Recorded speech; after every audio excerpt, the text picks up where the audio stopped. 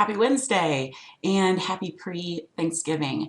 So my message is short but optimistic this week. And I've been thinking about how in March we felt like the apocalypse was impending. And it's been a hard year. There's no question about that. We all know that, and it's been said an unprecedented number of times how tough 2020 has been, and we know that, and it's not over. Definitely, even like in my state, the number of cases has been high, although that's coming down. But we're having more mitigation efforts. That's happening throughout the country.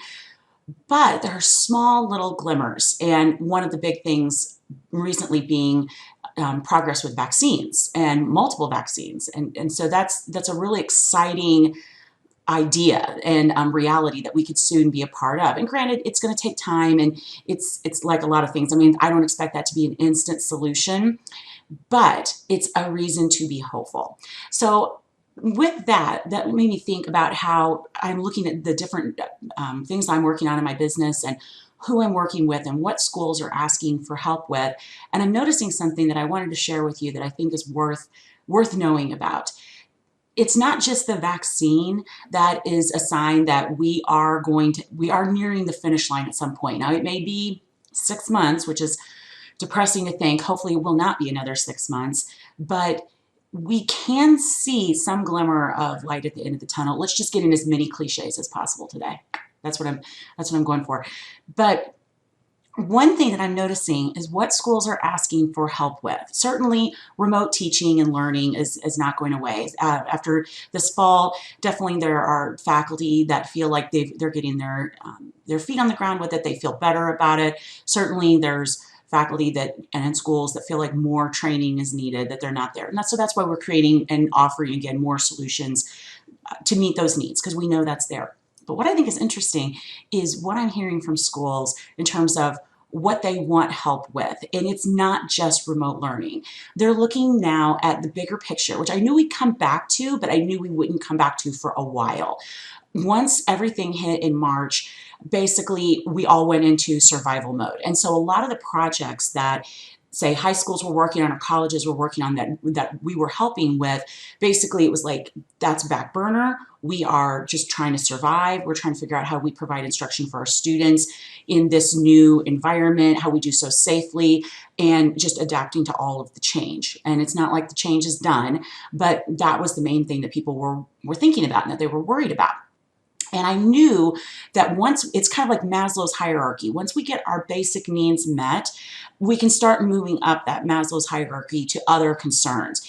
And I think it's interesting that I am seeing that those needs are being met on some level, even if it's just a little bit, that people are feeling a little bit more comfortable or more secure with how things are going to operate. Maybe it's because now we're going back into more quarantine mode, which we've been in. So it's not the first time around. So we're working from experience this time, which is nice. Again, I'm all about the bright side. I know that this is not fun. It's not fun for anyone. It can be a very depressing thought when we think about, the state of our country right now and our world and how many people are sick and what this means and how many things that this is going to already has, but will continue to negatively impact. I'm not denying any of those things. What I'm trying to find is something to keep me going that I can see that is positive. And one of these glimmers of hope that I'm seeing is that schools are starting to ask about help with much bigger picture things. Things like, we're trying to improve graduation rates, we're trying to improve pass rates, we're trying to improve college readiness, we want to improve teaching, we're looking to redesign a program, we want to implement co-recs. Whatever it is, it depends on what the school, the size, whoever it is. But the needs are shifting back to instruction and outcomes and not just the immediate emergency panic feel of we've just got to have something to teach them. Slowly start to shift their focus to other things. Now, are we fully there yet? No. Definitely, there's a lot of teachers that are just looking forward to getting some rest, which I think is warranted all over the place. There's just a lot of, we just need to to relax at some point and have, not just be going all the time. I know how that feels.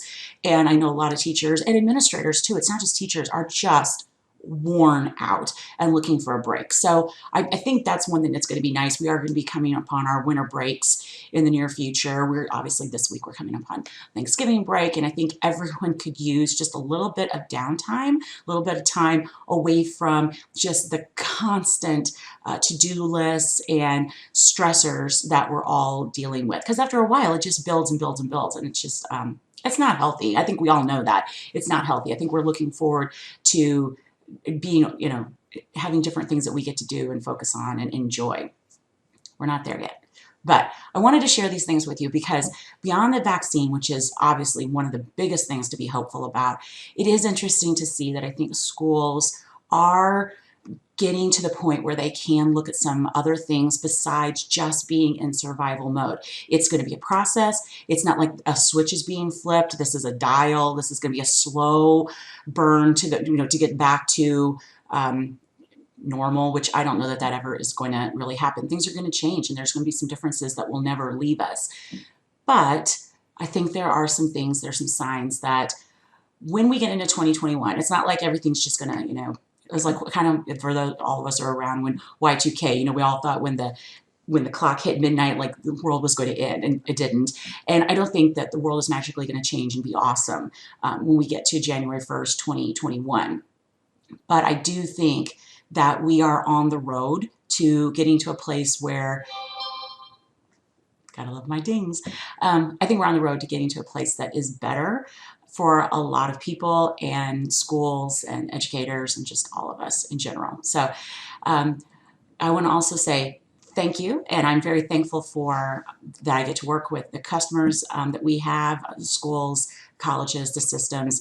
It is work that is so worthwhile and enjoyable, and I just want to say thank you to you. I hope you have a wonderful rest of your week. Get some time to rest, spend time with your family. I am going to do the same. I am working today, and then I am taking off Thursday, Friday, Saturday, Sunday, and I'm going to force myself to do something other than just work. So I encourage you to do the same if you are also in that bad habit. So have a wonderful rest of your week.